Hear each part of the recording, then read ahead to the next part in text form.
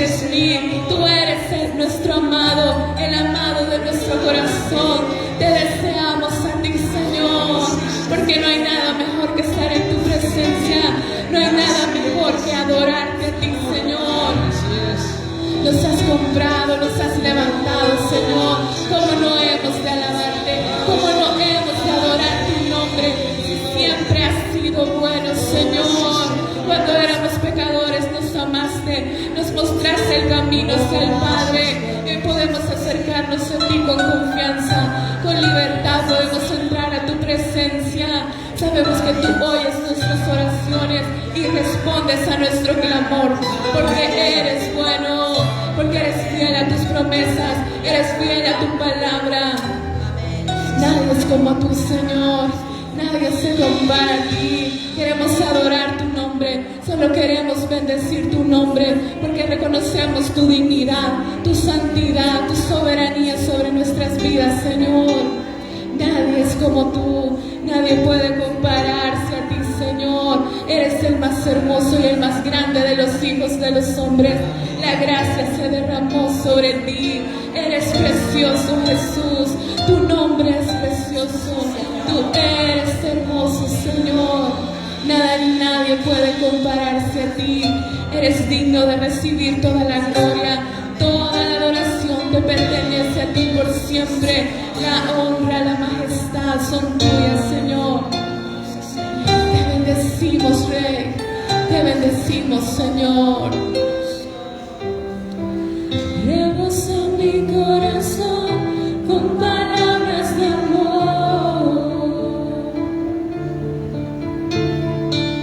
Diré y guardé mi canción mostrada en adoración.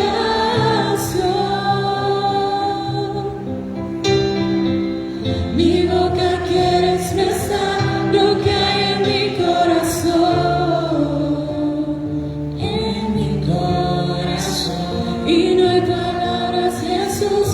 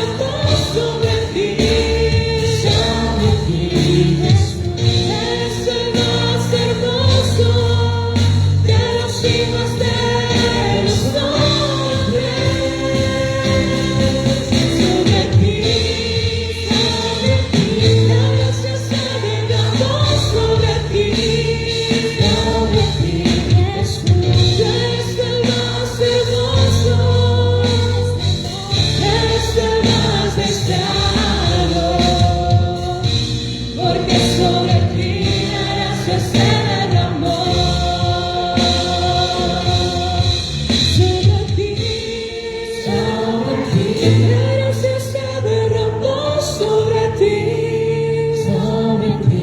Jesús. Eres el más hermoso de los hijos de los hombres, sobre ti. La gracia se derramó sobre ti, Jesús. Eres el más hermoso, eres el más deseado, porque sobre ti la gracia se derramó, porque sobre ti la gracia se derramó,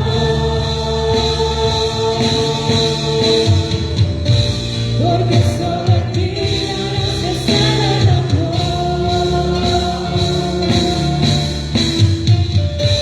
porque sobre ti la gracia se derramó,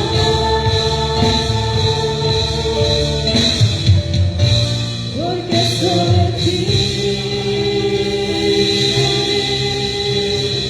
la gracia se derramó. Aleluya, aleluya, aleluya. Digno eres, Señor, de ser adorado, de ser exaltado.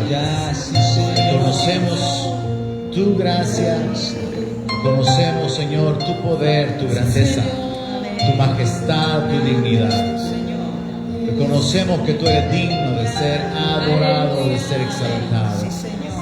Y tu pueblo, Señor, voluntariamente te ofrece sacrificios de alabanza, reconociendo tu grandeza, tu majestad, Señor. Recibe gloria, recibe honor, recibe las acciones de gracia, Padre. Señor, Recibe el fruto de los labios, porque en el nombre de Jesús y con un corazón sincero es levantado, es ofrecido delante de ti, Señor. Señor. Amén. Aleluya. Gloria, gloria a Dios por siempre. Bienvenidos, pueden sentarse. Vamos inmediatamente a la palabra de Dios. Gracias, hermanos. Aleluya. Esta noche vamos a darle seguimiento a la meditación de la palabra que hemos estado desarrollando durante muchas semanas en el libro o en la carta que el apóstol Pablo escribió a los hebreos. Eso significa que el apóstol Pablo le escribió una carta a los cristianos que pertenecían al pueblo judío, a los cristianos que entendían la ley. Y lo que Pablo les dice a los cristianos judíos es importante porque él conecta las ideas del Antiguo Testamento con el Nuevo Pacto, y el apóstol Pablo va aclarando aspectos doctrinales sumamente interesantes. Nos hemos detenido en cuanto a la secuencia por varias razones. Lo último que estuvimos estudiando fue la primera parte del capítulo 10. Hoy vamos a cubrir la segunda parte, pero para efectos de que nos enfoquemos en la palabra y sepamos la secuencia que hay, quiero leer esos versos. Hebreos capítulo 10, verso 1. Capítulo 10 del libro de Hebreos nos habla del sacrificio perfecto de Cristo para perfeccionarnos, para quitar los pecados y para quitar la conciencia de pecado que todo ser humano tiene. Hebreos 10:1 dice así: porque la ley, teniendo la sombra de los bienes venideros, no la imagen misma de las cosas, nunca puede, por los mismos sacrificios que se ofrecen continuamente cada año, hacer perfectos a los que se acercan. De otra manera cesarían de ofrecerse, pues los que tributan este culto, limpios una vez, no tendrían ya más conciencia de pecado. Pero en estos sacrificios cada año se hace memoria de los pecados, porque la sangre de los toros y de los machos cabríos no puede quitar los pecados. Por lo cual, entrando en el mundo, dice: sacrificio y ofrenda no quisiste, mas me preparaste cuerpo. Holocaustos y expiaciones por el pecado no te agradaron. Entonces dije: he aquí que vengo, oh Dios, para hacer tu voluntad, como en el rollo del libro está escrito de mí, diciendo primero: sacrificio y ofrenda y holocaustos y expiaciones por el pecado no quisiste ni te agradaron, las cuales cosas se ofrecen según la ley. Y diciendo luego, he aquí que vengo, oh Dios, para hacer tu voluntad. Quítalo primero para establecer esto último.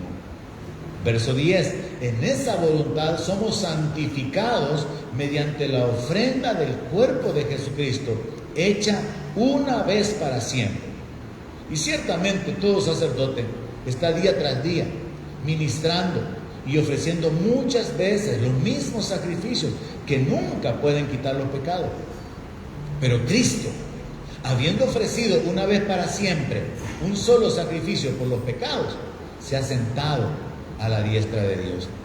De ahí en adelante, esperando hasta que sus enemigos sean puestos por estrado de sus pies.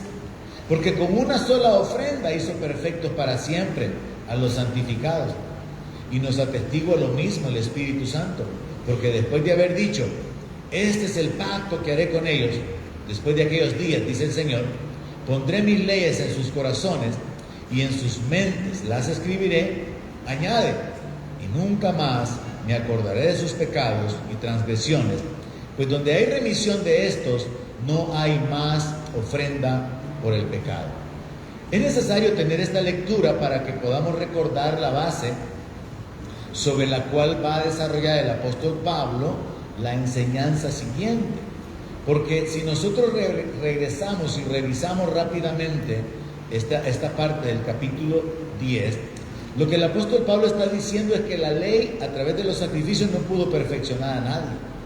Y que no se le pudo hacer a nadie vivir exento de una conciencia de culpa, una conciencia de pecado, porque los pecados no eran quitados, eran cubiertos. No eran quitados, pero Jesucristo es el Cordero que quita el pecado del mundo. Entonces vemos acá que el apóstol Pablo desarrolla la idea de que el sacrificio de Cristo, el sacrificio perfecto de Cristo, en el verso 14, dice que es una sola ofrenda la que Él hizo. En el verso 12 dice una vez para siempre, un solo sacrificio por los pecados. Y ahora Él está sentado a la diestra de Dios. En el 14 dice que por una sola ofrenda hizo perfectos para siempre a los santificados. Así que nos vamos hacia el verso 19 y ahí comenzamos nuestra meditación de esta noche con el entendimiento de lo que está escrito en los versículos anteriores. Así que comenzamos. Verso 19. Así que, hermanos, teniendo libertad para entrar en el lugar santísimo por la sangre de Jesucristo, por el camino nuevo y vivo que Él nos abrió a través del velo, esto es de su carne, y teniendo un gran sacerdote sobre la casa de Dios, acerquémonos con corazón sincero, en plena certidumbre de fe, purificados los corazones de mala conciencia y lavados los cuerpos con agua pura. Amén. Me detengo aquí en la primera división. El apóstol Pablo, después de haber desarrollado 9 capítulos, hablando acerca de que Jesucristo es superior, es mayor que todos, y hablando acerca de la identidad, de la divinidad del Hijo, y del sacrificio de Cristo y del sacerdocio de Cristo según el orden de Melquisedec, él llega a una conclusión que la traslada a todos los judíos que en su mente tenían la idea de que había que continuar realizando los sacrificios de los animales y que había que continuar derramando sangre. Ya le he explicado que los judíos que no han reconocido a Jesús como el Mesías están esperando que se construya el templo de nuevo, y esto va a suceder. El templo va a ser reconstruido, el tercer templo, o por tercera vez. Y los judíos van a volver a los sacrificios de los animales, según la ley lo ordena, al derramamiento de la sangre, porque ellos todavía están viviendo en el antiguo pacto. Pero nosotros ya entramos en el nuevo, que fue sellado con la sangre de Jesucristo. Y eso es lo que el apóstol Pablo dice ahora, y es sumamente interesante. Porque esto, de alguna manera, hasta el mundo inconverso lo entiende. Yo no sé a cuántos les ha pasado que alguien le ha dicho, mire, yo quiero pedirle que ore por mí porque usted está más cerca de Dios. No sé a cuántos les ha pasado que alguien se les acerca y les encomienda que usted que va a la iglesia, pídale a Dios por mí porque a usted Dios le oye. Ellos tienen una conciencia, una claridad de que Dios no les oye a ellos, de que están lejos de Dios. Ahora, a nosotros nos hace falta la convicción firme de lo que Pablo dice en el verso 19, hermano. tenemos libertad para entrar en el lugar santísimo. Tenemos libertad para entrar en el lugar santísimo, hermano.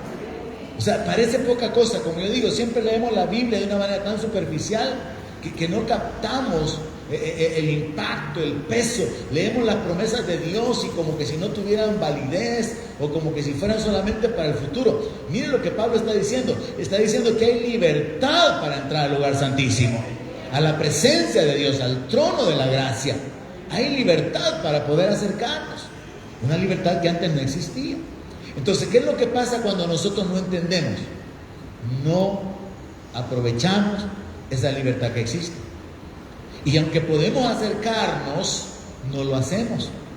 Y entonces nos damos cuenta de que nuestro desconocimiento de la palabra nos impide apropiarnos de lo que Dios ha provisto. Entonces, este verso está diciendo que tenemos libertad. Ahora, nosotros tenemos que saber que el apóstol está conectando esto con la parte anterior del capítulo. Entonces podemos hacer una pregunta a manera del estudio bíblico, el estudio de doctrina que tenemos los miércoles. ¿Por qué tenemos libertad? ¿Por qué es que el cristiano literalmente se puede acercar al lugar santísimo? ¿Por qué es que los judíos no podían ni pueden hasta el día de hoy, pero por qué los cristianos sí tenemos libertad de entrar al lugar santísimo? Número uno, porque fuimos santificados por el sacrificio de Cristo. Fuimos limpiados, fuimos santificados, fuimos apartados, fuimos consagrados para Dios. Eso significa santo, apartado, limpio, consagrado, dedicado a Dios. Entonces, nosotros fuimos santificados por medio del sacrificio de Cristo. Pero también la porción de la palabra del capítulo 10 que acabo de leer dice que fuimos perfeccionados con un solo sacrificio. Jesucristo nos ha hecho perfectos. Ahora, perfecto significa completo. Perfecto significa que cumplimos los requisitos, las características o las cualidades que Dios demanda para que podamos acercarnos ante Él. Y esto es sumamente importante porque la palabra de Dios dice que quién puede acercarse al monte santo, quién puede acercarse a aquel que habita en las llamas de fuego, que habita en la gloria. Y se da la respuesta de que solamente limpio de manos, el de corazón puro. Se nos habla de una condición de santidad o de pureza, y entonces nosotros entendamos esto. Si nosotros fuimos perfeccionados, significa que Dios nos ha dado la atribución de la justicia y de las cualidades que nos permiten acercarnos a Dios, cualidades que nosotros no podríamos jamás alcanzar. Ningún ser humano puede esforzarse por ser santo y lograrlo. Ninguno de nosotros puede esforzarse por ser justo y llegar a ser justo. Ninguno de nosotros puede limpiarse, pero Dios nos ha justificado por la fe en Cristo Jesús. Entonces la justificación tiene que ver con la perfección. Fuimos perfeccionados, fuimos hechos completos, no nos hace falta nada. Todos los requisitos que Dios espera que haya en alguien para que se acerquen, nos han sido dados a nosotros por medio de la fe en Jesucristo. Entonces, ¿por qué tenemos libertad? Número uno, porque fuimos santificados. Número dos, porque fuimos perfeccionados. Número tres, porque nuestro pecado ha sido quitado. Esto es algo que tiene que recibir en su corazón, hermano. Su pecado fue quitado. Su pecado no fue cubierto. En el Antiguo Testamento el pecado se cubría, o sea, nada más el juicio se detenía. La sangre de los animales, la sangre de los toros no podía remover el pecado de un ser humano. El sacrificio solamente detenía el juicio. Y quizás esto se podría comparar. Hace poco veía yo a alguien haciendo limpieza y estaba barriendo, pero lo que hacía era que toda la suciedad la metía debajo como de una tarima. Ahí escondía la suciedad. Pero es diferente sacar la suciedad, echarla fuera de la casa o simplemente dejarla ahí escondida. Entonces, de una manera similar, la sangre de los animales en el Antiguo Testamento no quitaba el pecado, solo cubría el pecado. Pero Jesucristo es el Cordero de Dios que quita el pecado del mundo. y Él ha removido el pecado, Él no se acuerda de nuestro pecado. Nosotros somos culpables cuando nos recordamos nuestro pecado. El domingo aprendíamos acerca de olvidar la vergüenza, olvidar la afrenta, porque Dios ha borrado nuestras rebeliones. Y esa era una promesa que Dios había hecho. Yo, dice el Señor, por amor de mí mismo, soy el que borro tus rebeliones y no me acordaré más de ellas. Nosotros pecamos contra nosotros mismos cuando nos recordamos el pecado y pecamos contra otros cuando les recordamos el pecado que han cometido. Pero Dios ha borrado el pecado. Para Dios no existe. Pablo se apropia de tal manera de la justificación que, habiendo sido un perseguidor de la iglesia, habiendo sido alguien que arrastraba a la gente para meterle en la cárcel, él más adelante, siendo un ministro de Dios, dice: yo a nadie he agraviado. Dice. Se le olvidó lo que había hecho. Sí, es que así debe de ser. El que es nueva criatura vive una nueva vida. Ahora sí tiene una nueva vida. Porque si sigue viviendo, haciendo las mismas prácticas de vicios, de pecado, de injusticia del pasado, entonces no tiene una nueva vida. Tiene que haber un cambio, un antes de Cristo y un después de Cristo. Y el que está viviendo en Cristo es una nueva criatura, y las cosas viejas pasaron, todas son hechas nuevas.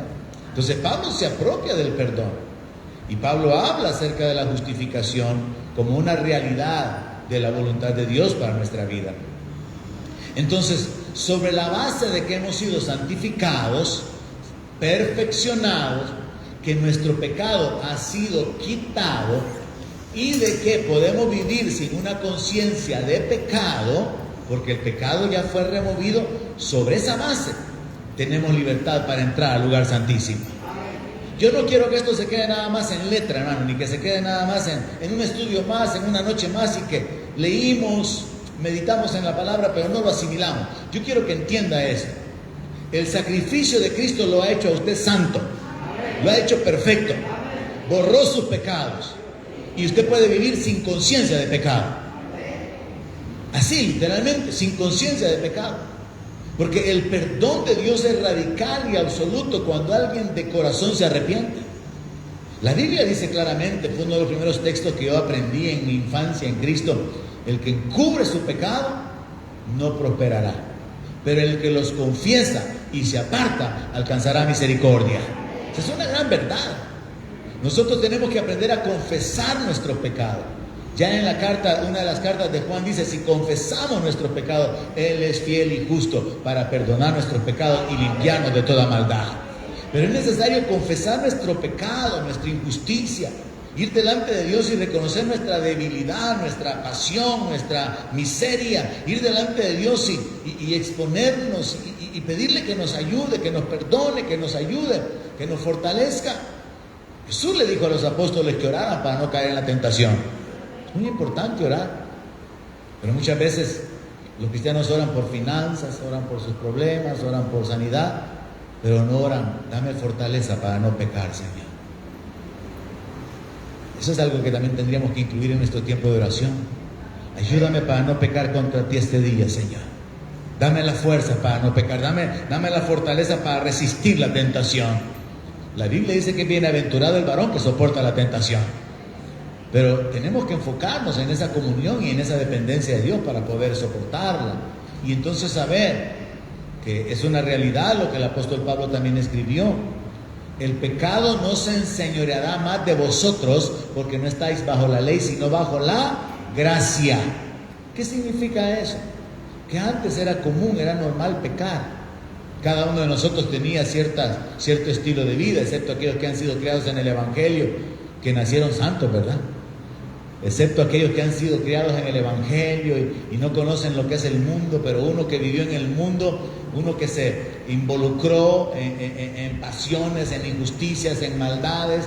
Cada uno de nosotros tiene una etapa en su vida atrás, de la cual, como el apóstol Pablo dice, uno no puede gloriarse si no son cosas que causan vergüenza. Pero nosotros tenemos que saber que cuando venimos a Cristo, Dios no solamente remueve, anula, quita nuestro pecado, sino que Él quiere que vivamos sin conciencia de pecado, sino tenemos que vivir con una conciencia de justicia. Y esa conciencia de justicia nos va a permitir seguir practicando la justicia, porque la Biblia dice que el justo por la fe vivirá. Es por fe que nosotros alcanzamos la justificación y es por la fe que seguimos practicando la justicia o viviendo como justos. Quizá una aplicación que se me ocurre sería que alguien que acostumbraba a robar de repente está siendo tentado para poder realizar algún robo y de repente se recuerda: si soy policía, no se espera de mí que yo robe. Y entonces su nueva condición de su identidad o la conciencia de su nueva identidad lo haga abstenerse de algo que tal vez era su estilo de vida antiguo. Entonces es lo mismo con nosotros como cristianos. Cada uno de nosotros tuvo un ambiente, inclinaciones, áreas de pecado, pero ahora con la conciencia de justicia que tenemos, podemos no solamente no caer en la tentación, sino estar dispuestos cada día a vivir para glorificar a Dios, resistiendo al diablo y no prestando nuestros miembros a la iniquidad, sino prestando nuestros miembros a la justicia, como también el apóstol Pablo enseña. Así que tenemos libertad porque somos santos, somos perfectos, nuestro pecado ha sido removido y porque podemos también vivir sin una conciencia de pecado. ¿Cómo se logró eso? ¿Cómo se alcanzó esto? Por el sacrificio de Cristo. Fue por su sangre. Vea, el verso 19 dice: por la sangre de Jesucristo. Es por la sangre derramada de Cristo, por el precio que Jesucristo pagó. La redención nuestra fue la compra de nuestra vida con la muerte de nuestro Señor. Nuestra vida fue comprada a precio de sangre, dice el apóstol Pedro. Ahora en el verso 20 dice que hay un camino nuevo que Él nos abrió a través del velo, esto es de su carne. Entonces el sacrificio de Cristo es de lo que Pablo está hablando. ¿Por qué nosotros podemos acercarnos a Dios? Porque Cristo murió, el justo murió por los pecadores, y Él se puede acercar con toda libertad delante de Dios. Y como el justo fue sacrificado, el santo fue sacrificado, el cordero sin mancha fue sacrificado, ahora todos los que creemos en Él y que estamos unidos a Él, entramos detrás de Él ante la presencia de Dios, apoyados en su justicia, no en la nuestra, apoyados en su sacrificio, apoyados en su obra. Entonces vemos acá que la razón por la que tenemos libertad es por el sacrificio de Cristo, pero también por el sacerdocio. Verso 21. Y teniendo un gran sacerdote sobre la casa de Dios, acerquémonos con corazón sincero. O sea, el sacrificio de Cristo se aplica a nuestra vida. Y ahora resulta también que Cristo mismo es establecido como sumo sacerdote. Él es nuestro sumo sacerdote. Y entonces nosotros podemos acercarnos con libertad. Podemos acercarnos con un corazón sincero. Eso ya dependerá de nosotros. Ahora, en mi nota yo tengo aquí una segunda pregunta. ¿Para qué tenemos libertad? Porque la primera pregunta era: ¿por qué tenemos libertad? ¿Cuál es la base de nuestra libertad? Y la respuesta es: porque somos santos, somos perfectos, nuestro pecado fue removido y podemos vivir sin conciencia de pecado. Pero la otra pregunta es: ¿para qué? ¿Para qué tenemos libertad? Y la respuesta a esa pregunta es: para entrar en el lugar santísimo. Tenemos libertad, hermanos, para llegar a la presencia de Dios. Ahora, esto se vuelve un problema para nuestra mente. Porque mientras nosotros oramos, por ejemplo, mientras nosotros cantamos en este lugar, mientras adoramos a Dios, nosotros estamos bien conscientes de dónde estamos, de nuestra ubicación geográfica. Nosotros estamos bien conscientes de que estamos aquí. Y entonces hay una lucha, de alguna manera, entre nuestra mente y nuestro espíritu, en ese acto de fe llamado adoración, porque nosotros no estamos delante de Dios, en el sentido de que podamos verlo, no podemos percibirlo, no podemos escucharlo, sino que por fe nos acercamos a Él. Y esto es lo que se vuelve un conflicto que muchos cristianos nunca logran vencer. Ahora, el punto es este: Dios es omnipresente. Nosotros no necesitamos imaginarnos a Dios para lograr estar en comunión con Él. No hay nada, no hay nadie que se pueda esconder de Él. Aún en la oscuridad Dios puede ver. Entonces nosotros estamos en la presencia de Dios continuamente. Pero nosotros tenemos ese conflicto mental de que tenemos a veces esa lucha, y lo voy a decir por mi experiencia personal y creo que es la de todo ser humano. Tenemos ese conflicto personal de que nuestra mente muchas veces nos estorba. Nuestra mente nos interrumpe en nuestros tiempos de comunión, porque con nuestra mente nosotros estamos conscientes de dónde estamos físicamente.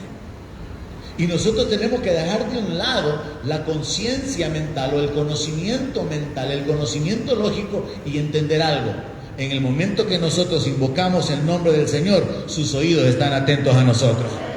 Tenemos que caminar sobre las bases de la fe, y las bases de la fe establecen que Dios mira al humilde de corazón, al de corazón contrito. Dios no lo desecha, y que Dios está atento a nuestro clamor y a nuestras oraciones, y que aunque nosotros no podamos verlo, imaginarlo, sentirlo, Dios sí puede vernos porque estamos delante de su presencia. Y en este sentido tenemos que saber que es un acto de fe en el cual nosotros, así como cuando hablamos por teléfono, sabemos, tenemos la convicción clara de que nos vamos a conectar con X persona cuando marcamos X número, no importa en qué parte del mundo está, ni cómo está, nosotros sabemos que va a haber una comunicación.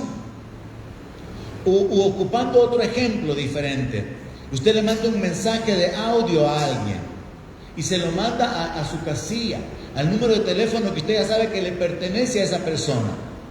¿Cuántos han mandado mensajes de audio? Y usted se queda después esperando que la persona le responda.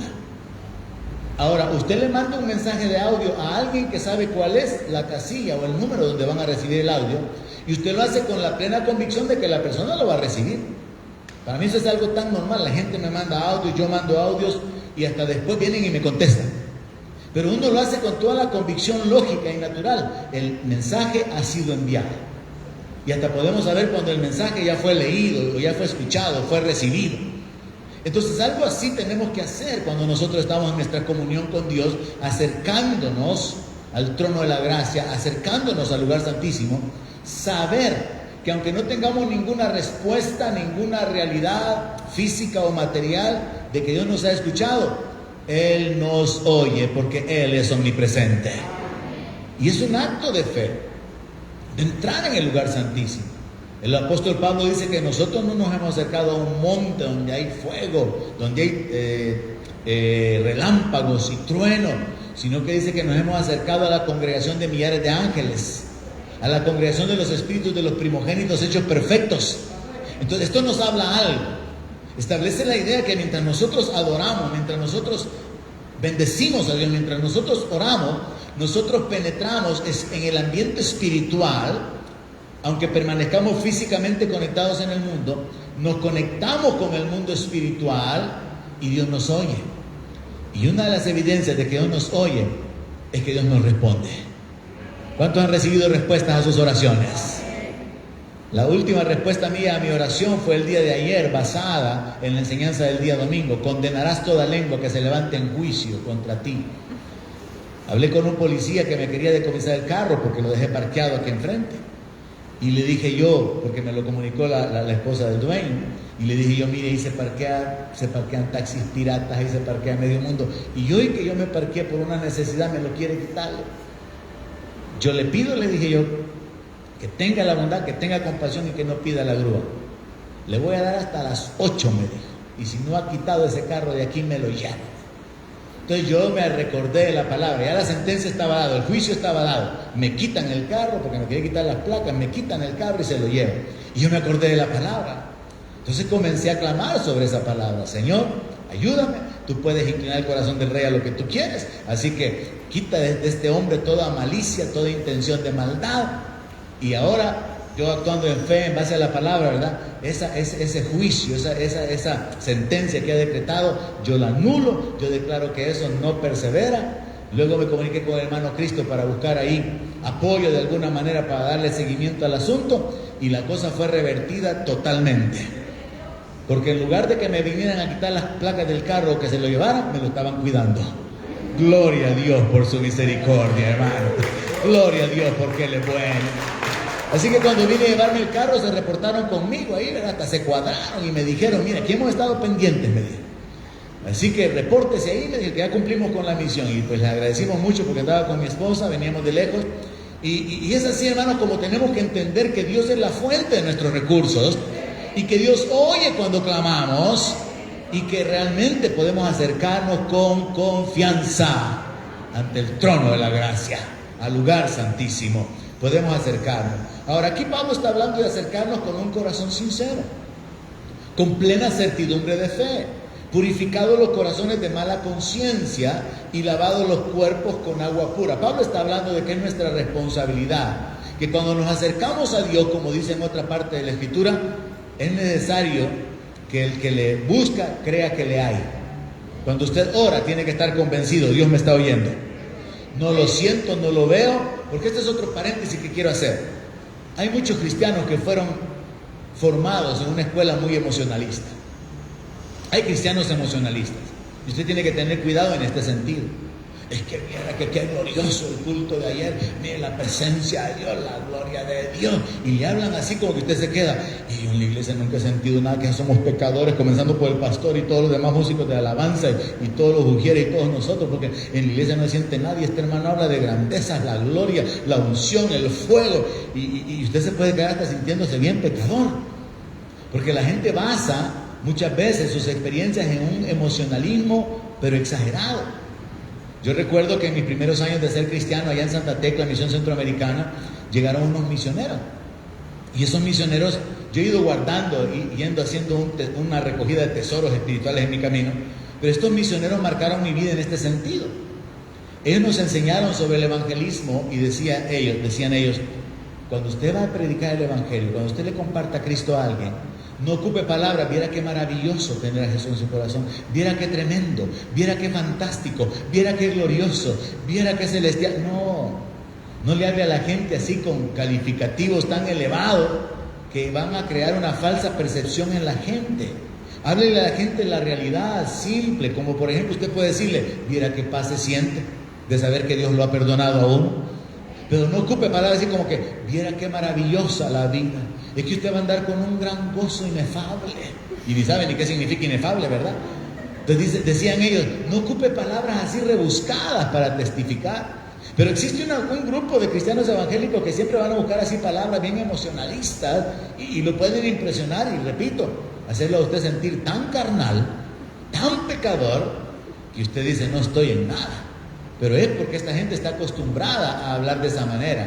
O los predicadores: siento la gloria de Dios aquí, ay, siento. Y ya se vuelve una costumbre, se vuelve un decir, una manipulación emocional. Se vuelve una cosa que no es real. Ahora, cuando es real, muchas veces no se va a andar actuando de esa manera, sino que lo que va a causar es que por causa de la gloria de Dios vamos a caer de rodillas, llorando, quebrantados, humillados. Pero en fin, solamente es un paréntesis que alguien necesitaba oír. Así que tenemos libertad para entrar al lugar santísimo. Tenemos libertad para acercarnos delante de Dios. Pero hay un detalle muy importante: tenemos que acercarnos con sinceridad. Sea sincero cuando se acerca delante de Dios. Si usted le dice al Señor: Señor, yo te amo, asegúrese que no son palabras que salen solo de sus labios, sino de un corazón que está agradecido. Porque Jesús ya reprendió a los judíos diciendo: este pueblo con sus labios me honra, pero su corazón está lejos de mí. Entonces asegúrese que usted es sincero. Asegúrese de que usted está cantando, que usted está bendiciendo al Señor con todo su corazón y no solamente con su mente. Luego también dice el apóstol que hay que acercarnos en plena certidumbre de fe, o sea, confiados, seguros de que Dios oye, que Dios nos ha invitado al trono para que nos acerquemos. Acérquese sin una mala conciencia, es decir, habiendo limpiado su corazón de una conciencia mala por causa de que esté escondiendo un estilo de vida diferente. Y también esta frase que es un poco difícil en la Reina Valera: lavado los cuerpos con agua pura, es una referencia al Antiguo Testamento, porque los sacerdotes se lavaban literalmente con agua. Pero Jesús revela un principio espiritual del Nuevo Testamento, y es: la palabra es la que nos limpia. Ya no los cuerpos, nuestra vida, nuestra manera de vivir ha sido lavada con el agua de la palabra de Dios. Así que es una referencia al Antiguo Testamento donde se nos habla de un estilo de vida cambiado. Verso 23. Así que aparte de que podemos usar la libertad que tenemos para acercarnos delante de Dios, algo que yo le exhorto ahora, hermanos, si tenemos la libertad para ir delante de Dios, usémosla. Aparte de eso, verso 23, mantengamos firme, sin fluctuar, la profesión de nuestra esperanza, porque fiel es el que prometió. Jesucristo es el testigo fiel y verdadero. Él es fiel. Sus promesas son verdaderas. Ahora, sobre la base de que Él es fiel, nosotros podemos caminar sin ninguna evidencia en lo físico de que lo que Dios ha prometido, Él lo va a cumplir, porque Él es fiel. Entonces la instrucción del apóstol Pablo es a que todo creyente debe de mantener firme sus convicciones, debe de mantener firme su fe, debe de mantenerse firme en su posición como un sacerdote. A estas alturas de la vida usted ya tiene que saber que usted es un sacerdote de Dios. No necesitamos sacerdotes porque nosotros somos real sacerdocio, nación santa, pueblo adquirido por Dios. ¿Alguien dice amén a eso? Somos sacerdotes. ¿Y qué es un sacerdote? Es un ministro de Dios. ¿Qué es un sacerdote? Alguien que ofrece sacrificios a Dios. Y es lo que nosotros somos. Gente que ministra a Dios con su alabanza, con su oración, con su vida, con su servicio, con su testimonio, con su trabajo de compartir la palabra, de discipular, de evangelizar, con sus finanzas. Somos sacerdotes de Dios. Entonces, esta porción de la palabra puede tomarse de dos maneras. Número uno, retengamos nuestra fe, nuestras convicciones y nuestro oficio como sacerdotes. Número dos, mantengamos firme nuestra creencia y confesando lo que estamos esperando. Estamos esperando la manifestación gloriosa de nuestro Señor y Salvador Jesucristo. Y en este sentido hay que estar bien ubicados. Como iglesia, yo siempre sostengo, nosotros deberíamos de ser la gente que está con un mayor conocimiento, un conocimiento claro de los tiempos, de las dispensaciones, de los eventos, del mover político en el mundo, del mover social, y no deberíamos de sorprendernos. Y hablo como iglesia con todo el sentido amplio de la palabra, no como centro cristiano de fe, no. La iglesia de Jesucristo tiene que saber lo que está escrito. Y está escrito que van a haber pestes, está escrito que van a haber guerras, está escrito que van a haber terremotos, está escrito que van a venir falsos cristos, está escrito que viene la gran tribulación, está escrito que viene el arrebatamiento de la iglesia, está escrito que de los cielos vendrá nuestro Salvador. Entonces somos instruidos no solamente a acercarnos confiadamente al trono de la gracia o al lugar santísimo, sino a que mientras nosotros llegamos a la experiencia de la glorificación de nuestro cuerpo, a la consumación de la vida eterna, mantengamos firme, sin fluctuar, sin apartarnos, sin esa dualidad que la mayoría de cristianos tienen, sin fluctuar. Mantengamos nuestra creencia y mantengamos nuestra confesión de lo que nosotros esperamos. ¿Por qué el apóstol se atreve a dar esa instrucción? Porque quien prometió es fiel. En otras palabras, lo que está prometido se va a cumplir. Verso 24, un texto sumamente interesante de vida cristiana que marca el discipulado del creyente. Y considerémonos unos a otros para estimularnos al amor y a las buenas obras. Esto significa, hermanos, que nosotros como cristianos somos llamados a vivir un estilo de vida bien extraño. Un estilo de vida bien extraño si lo comparamos con el estilo de vida del mundo. En el mundo la gente lucha, la gente aplasta a quien puede aplastar, toma ventaja de quien puede tomar ventaja, los fuertes oprimen a los débiles, los ricos oprimen a los pobres, pero Jesús dijo que nos daba un mandamiento, el mandamiento de amarnos los unos a los otros. Y Jesús dijo, en esto conocerán que son mis discípulos. ¿Cuál debería ser la marca del verdadero cristiano? No es que ande Biblia, no es que se vista con manga larga y use corbata o tenga cierto estilo de vestimenta. o que ocupe cierto lenguaje. La marca del verdadero creyente es que camina en amor. Ama al prójimo. Bueno, aún ama al enemigo. Ama a Dios, ama al prójimo. Y aún puede amar al enemigo. Entendiendo que el amor no significa que es un estilo de vida romántico, un estilo de vida de palabrerío. No, el amor nos lleva a servir. El amor nos lleva a preferir. El amor nos lleva a respetar. El amor nos lleva a dar, a compartir. Entonces, una vida de amor es una vida de beneficiar a los que están alrededor nuestro, para levantarlos, consolarlos, sanarlos, compartir lo que tenemos, compartir el tiempo, compartir los bienes. Y entonces este texto resulta bien interesante, porque establece que la forma de vivir de la iglesia, de los creyentes, debería ser esta: considerémonos unos a otros para estimularnos al amor y a las buenas obras. Yo busqué este día algunas versiones que están conectadas, o más bien que traducen de una manera diferente este texto, y mire cómo dicen. Hay un texto que dice así: busquemos la manera de ayudarnos unos a otros y a tener más amor y a hacer el bien. La Dios habla hoy. Otra traducción dice: pensemos cómo estimularnos unos a otros al amor y las buenas obras. Palabra de Dios para todos. Otra versión dice: pensemos de qué manera podemos provocarnos unos a otros al amor y a las buenas obras.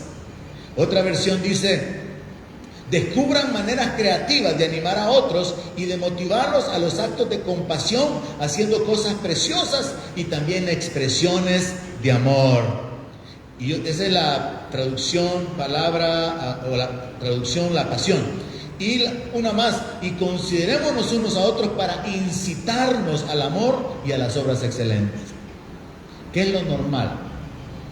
No me diga que sí audiblemente, solamente dentro de su corazón o su mente. Lo normal es que nos provocamos a pleito.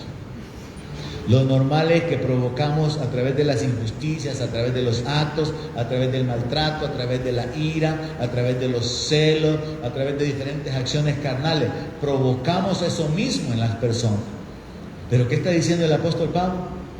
Que nos consideremos para estimularnos, para provocarnos unos a otros al amor. Y a mí en lo particular me llamó muchísimo la atención, porque está hablando, hermano, de vivir un estilo de vida donde yo provoco a otro a que me ame, provoco a que otro u otra me sirva. Pero ¿cómo lo voy a provocar? Amándole, sirviéndole, bendiciéndole, sorprendiéndole. Me gusta esta forma en que lo pone la traducción de La Pasión: descubran maneras creativas de animar a otros y de motivarlos a los actos de compasión, haciendo cosas preciosas y también expresiones de amor. Si usted siembra buenas palabras, va a cosechar buenas palabras. Si usted siembra servicio, le van a servir. Si usted siembra honra, lo van a honrar. Entonces la palabra nos da esa instrucción. Y luego en el verso 25, una instrucción en otro rumbo: no dejando de congregarnos como algunos tienen por costumbre, sino exhortándonos, y tanto más cuando veis que aquel día se acerca. Qué tremendo, hermanos, que el hecho de que en un ambiente de persecución, el apóstol Pablo, ubíquese en esto, en un ambiente de persecución donde los cristianos eran asesinados, el apóstol Pablo escribe, porque esto se escribió aproximadamente en el año 70-80, el apóstol Pablo escribe: no dejen de congregarse. A pesar del peligro que había de ser perseguidos, de ser enjuiciados, de ser asesinados, de ser martirizados, Pablo dice: no dejen de congregarse. Entonces, aplicándolo yo en el contexto en el que vivimos ahora, de la pandemia, ¿verdad? Muchos cristianos dejaron de congregarse para siempre, y parece que ya no van a regresar jamás. Y yo pensaba en esto: ¿cómo es que Pablo les dice que no se dejen de congregar en un ambiente donde había persecución contra la iglesia? ¿Y cómo es que ahora muchos han dejado de congregarse, pudiendo tomar algunas acciones personales, medidas de higiene, como se les llama, y poder congregarse y participar de este ambiente donde podemos adorar a Dios con libertad, con pasión, con todo nuestro corazón, y recibir la palabra de una mejor manera que cuando se transmite? Porque Ya la vez pasada que transmitimos se nos cortó el audio. A veces cuando se transmite no hay una buena calidad de la transmisión. Entonces no es lo mismo como estar aquí, ¿verdad?